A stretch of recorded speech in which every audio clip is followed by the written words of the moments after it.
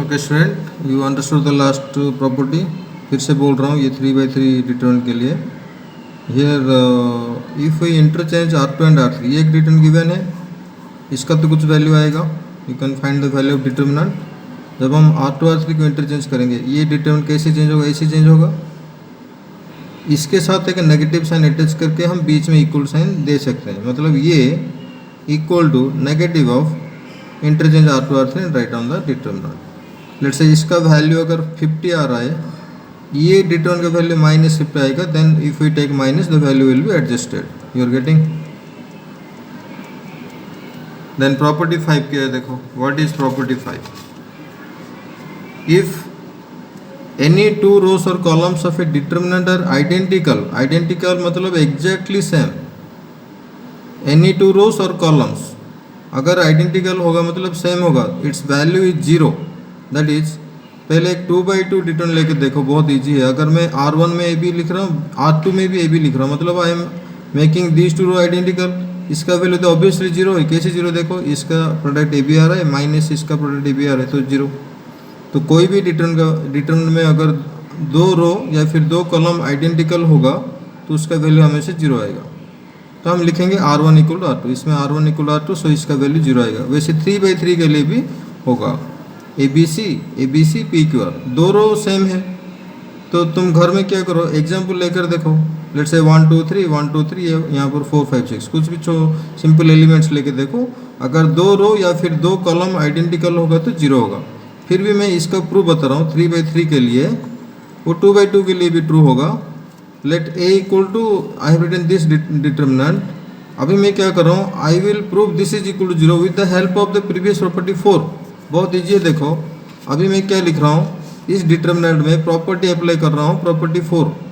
तो इस क्वेश्चन में प्रॉपर्टी अप्लाई होना शुरू हो गया है। देखो कैसे हो रहा है। ये डिटरमिनेंट मैंने लिया जो दिया था क्वेश्चन में। अभी मैं अगर इसमें R1 R2 को इंटरचेंज करूँगा, इंटरचेंज होने से क्या आ रहा था, नेगेटिव साइन का आएगा, याद है। तो जब मैं इसी डिटरमिनेंट में R1 R2 को इंटरचेंज करूँगा, शायद डिटरमिनेंट तो वही लिखा जाएगा, but we have to keep a minus sign because we have interchange 2 rows. तो ये तो डिटरमिनेंट चेंज नहीं हो रहा है ना, अलग से एक माइनस आ रहा है। तो इसी डिटरमिनेंट को मैंने नेम दिया था A। So after this step I can write this is minus A।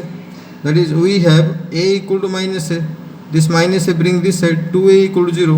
This implies A = 0। So this determinant equal to 0। इसका प्रूफ इजी है, बट एग्जाम में आने के चांसेस बहुत कम है। सो जस्ट यू रिमेंबर, अगर डिटरमिनेंट में 2 रो या फिर 2 कॉलम आइडेंटिकल होगा तो उसका वैल्यू 0 आएगा। फिर नेक्स्ट क्या है देखेंगे।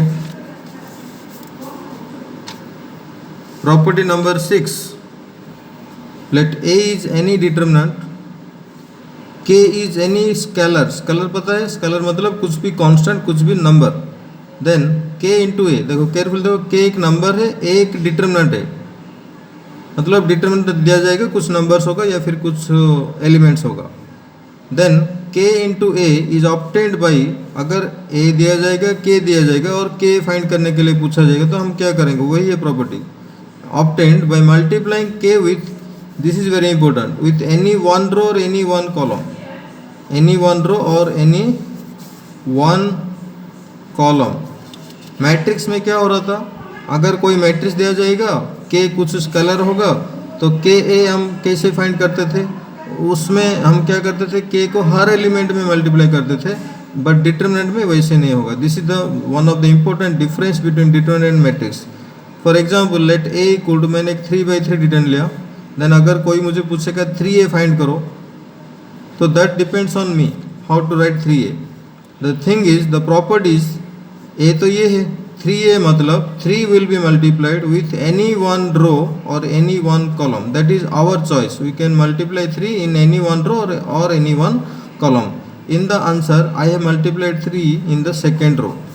Don't multiply 3 with every row और फिर every column और फिर every elements के साथ multiply मत करो। कैसे करोगे? 3 will be multiplied with any one particular row or with any one particular column. ये हो गया प्रॉपर्टी। इसका एक रिमार्क देखो इस प्रॉपर्टी का।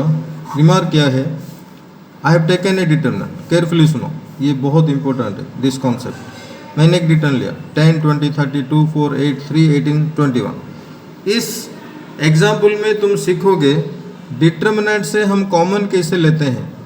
देखो मैंने इक्वल में क्या लिखा, पहले रो को केयरफुली देखो, हर एलिमेंट 10 का मल्टीपल है कि नहीं। तो तुम क्या करोगे, डिटर्मिनेंट में से इसी रो से तुम 10 कॉमन ले पाओगे।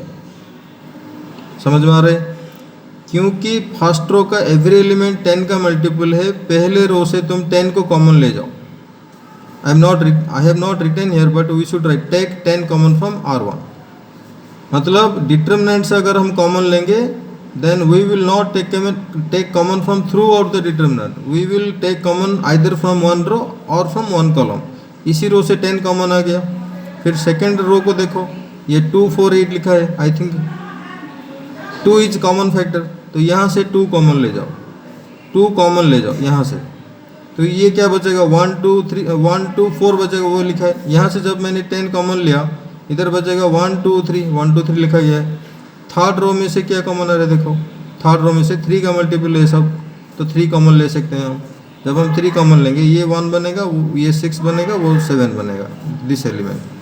तो इसमें हम क्या सीख रहे हैं, how to take common from a determinant. ये तो एक स्टेप हो गया। फिर अब अगर हम यहाँ देखेंगे, सेकेंड कॉलम से भी कॉमन आ रहा है। पहले हम रो में से कॉमन ले लिए, फिर कॉलम में से, रो में से कॉमन लेने के बाद अभी कॉलम में कॉमन आ रहा है, तो you can do that step also. Second column में से 2 कॉमन ले जाओ, वो लिखा है 2 बाहर। जब यहाँ से 2 कॉमन जाएगा, ये बनेगा 113 लिखा गया है। तो finally this product is found to be 120 into this determinant. आ रहा है समझ में, इसका वैल्यू कुछ आएगा। अभी इजी क्या बन रहा है, इसी डिटर्मिनेंट का वैल्यू फाइंड करना थोड़ा इजी है कंपेयर टू दिस, क्योंकि इसमें स्मॉलर एलिमेंट्स है ना। तो after this you can write its value. Understood what we have done here. इसमें हमने क्या सीखे, how to multiply a number with a determinant and how to take common from a given determinant. The important thing is common is taken from a particular row और from a particular column, not from every element. This is the thing you have to remember. और एक note देखो, late A equal to, मैंने एक 2x2 matrix लिखा ABCD, ये शायद matrix chapter में भी बताया था। देन KA, मतलब मैट्रिक्स में जब हम K मल्टीप्लाई करेंगे, अभी मैं बोल रहा था कुछ समय पहले KA, क्योंकि ये मैट्रिक्स है, K हर एलिमेंट में मल्टीप्लाई होगा। This is the difference, KA, KB, KC, KD। अभी मैं क्या बता रहा हूँ, नाउ इसी मैट्रिक्स का डिटर्मिनेंट, KA का डिटर्मिनेंट, मतलब इसका डिटर्मिनेंट हो गया। अभी मैंने कॉमन कैसे लेंगे, कॉमन कैसे लिया जाता है बताया था। हम हर एलिमेंट से कॉमन नहीं लेंगे, रो वाइज या फिर कॉलम वाइज कॉमन लेंगे। इसी रो से K कॉमन ले जाओ, इसी रो से और एक K कॉमन ले जाओ, तो K² बन गया। बचा कितना, ABCD। If you observe carefully, ABCD determinant is nothing but जो मैट्रिक्स मैंने लिया था उसी का ही डिटर्मिनेंट। ये एक पॉइंट है।